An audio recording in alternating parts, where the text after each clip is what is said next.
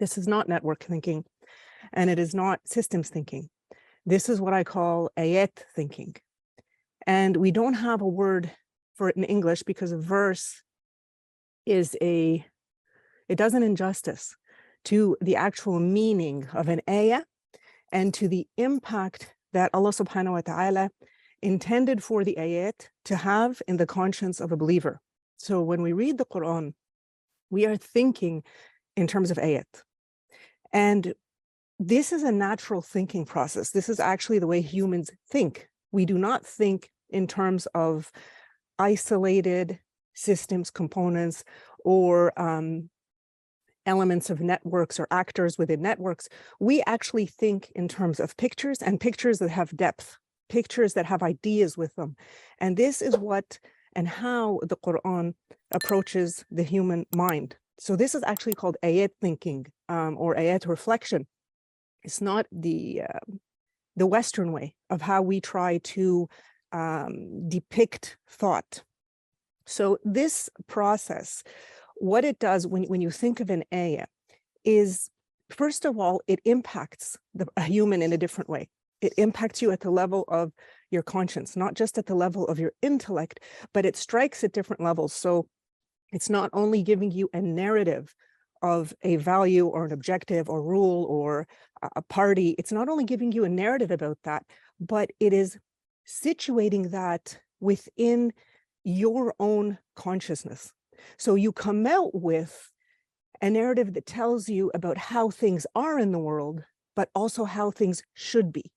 And no other text is capable of doing that at one and the same time. It's impossible. It's only the Quran that is capable of doing that. Only the Quran, when you read it, when you begin to have this tasawwur, when you begin to have this envisioning of the world that the Quran talks about, does both happen within your conscience at the same time, so that when you're done the Quran, you have this understanding of what is a reality that exists, but also what ought to be. And it does it at the same time within the same ayah or set of ayat. So while each ayah contains the 7 elements, right, that Dr. Jesser was just talking about, they are neither distinguishable nor necessarily distinct. That doesn't mean that they don't exist, but it means that in the way we think as humans, they coalesce. And they coalesce into what the methodology calls a web of meanings. They coalesce into lessons. And those are the lessons that when different people take them in with their different resources and different knowledge and different expertise and different histories, that they can bring them back into the world in a very different way. And that's the process of emergence. So your ability to see an ayah, to understand the details of an ayah, to connect it in distinct ways because of what it actually is, this will enable you to see new ideas for the purpose with which you are approaching the text.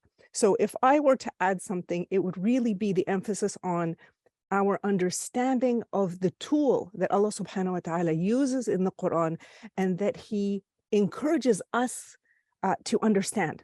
So an ayah, not just the written words of the Quran, but Allah tells us that, Sayyidina Isa was an ayah, his mother was an ayah, the narrative of Sayyidina Yusuf was an ayah, the life of Sayyidina Muhammad alayhi salatu wasalam was an ayah. All of these ayat in nature, ayat in the sky, these are all ayat. And so the way that Allah subhanahu wa ta'ala is telling us that we naturally think and that we ought to think is in that form.